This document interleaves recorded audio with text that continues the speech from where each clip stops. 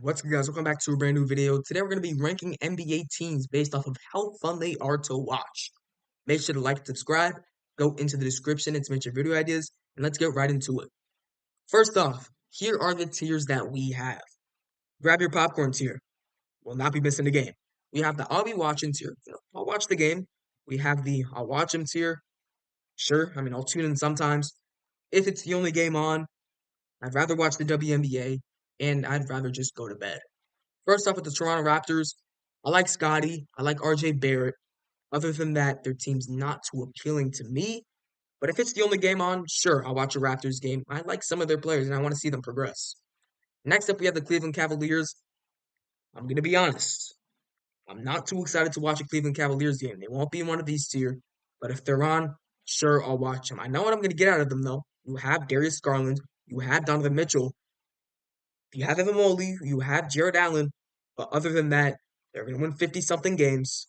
They're going to be solid, but they're not too fun, I'd say. So for that reason, I'll watch them. I'll tune in sometimes, but I'm not going to be going out of my way.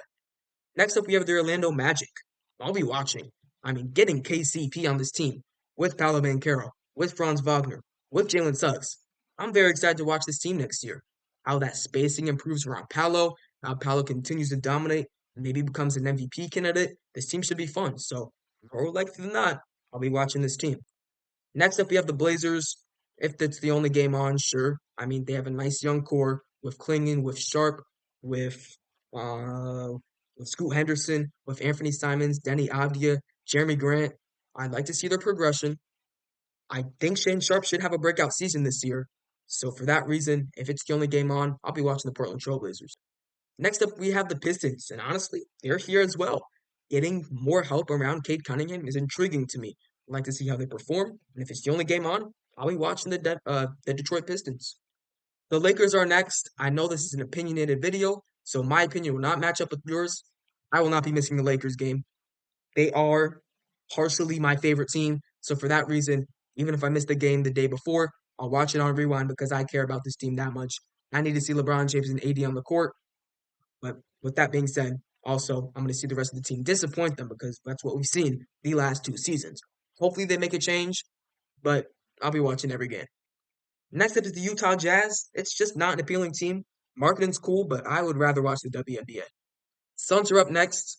Sure, I'll be watching. They got the two new point guards in Monte Morris and Tyus Jones. Devin Booker going to be playing a bit more off ball.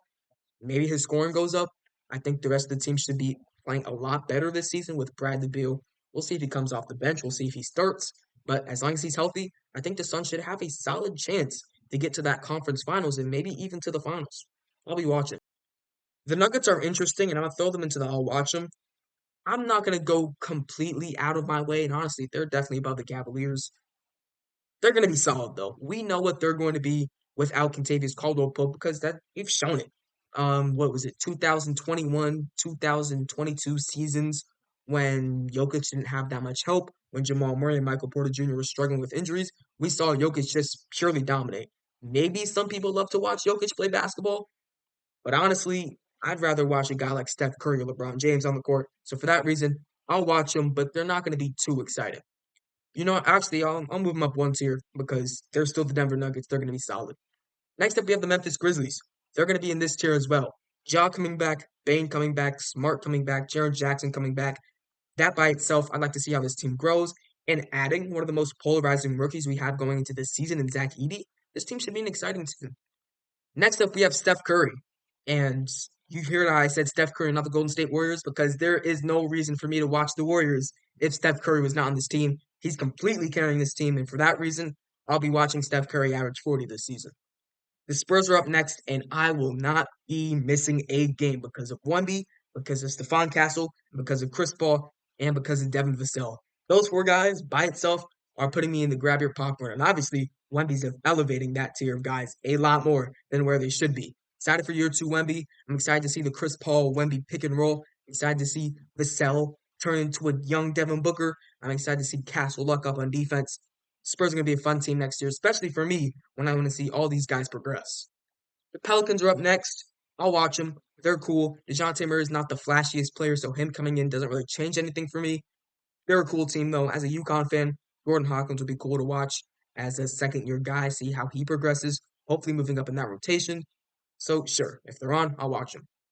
Next up, we have the Sacramento Kings. I'll be watching De'Aaron Fox, DeMar DeRozan, Sabonis. That's going to be a fun team next year. I'm excited, and I'll definitely be watching.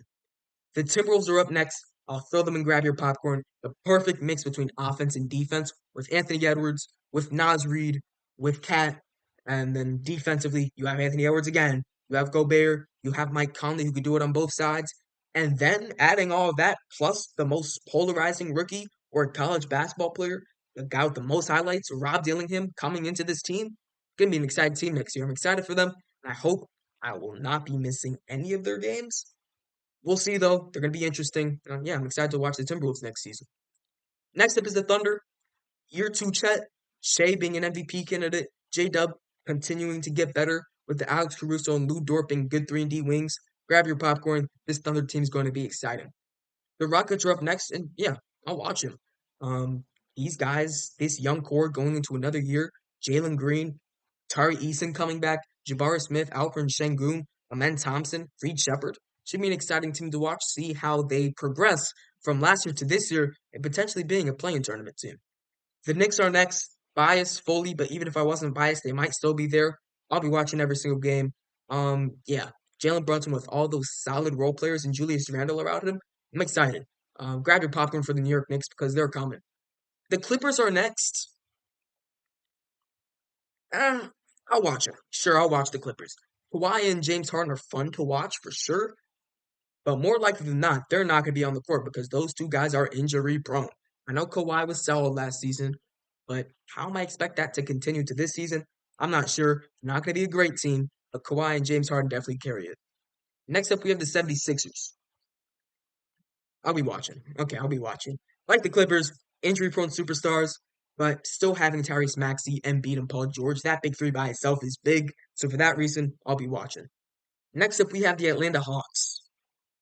If it's the only game on, I love to watch Trae Young. I honestly don't care about Zachary Reese-Sachet. Onyeka Okongwu's cool. Jalen Johnson's going to be very fun to watch.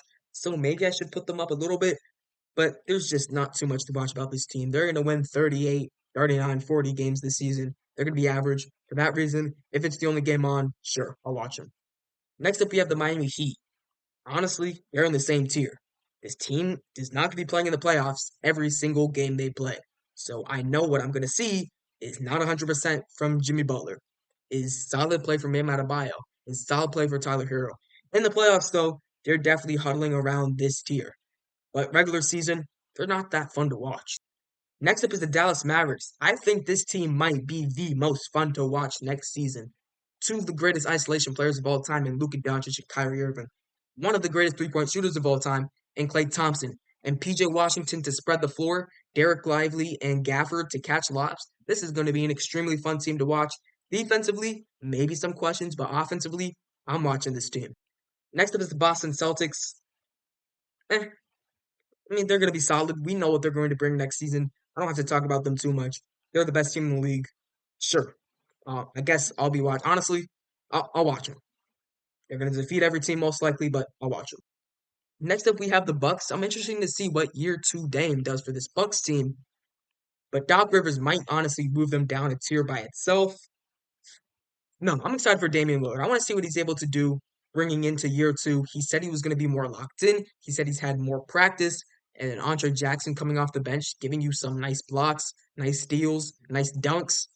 I'll put them in that I'll be watching tier. Next up, you have the Wizards. I'm going to bed. I mean, besides the first 5 games of the season, is there any reason to watch this Washington Wizards team? They're going to be trying to lose games. They want Cooper Flag. So I'll watch Alex Starr for the first 5 games, but other than that, I'm going to sleep. Next up, we're going to have the Indiana Pacers. I'll be watching. This is one of the most fun offenses we have in the NBA. So, yes, with Pascal Siakam, with Tyrese Halliburton, this offense is explosive, and I want to be watching at least 70-plus games for them this season. Next up, we have the Charlotte Hornets. I'll watch them. I mean, LaMelo Ball and Brandon Miller should be extremely fun to watch. LaMelo Ball improving, Brandon Miller hopefully taking a step to be an all-star. This team should be fun.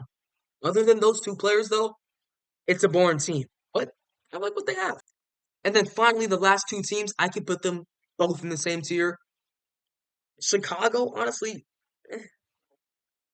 eh, I mean, they're not fun to watch. You have Zach LaVine, and then I'm gonna be watching Josh Giddey. I'm gonna be watching. I know Kobe White's fun, so I'm not gonna say too much about that.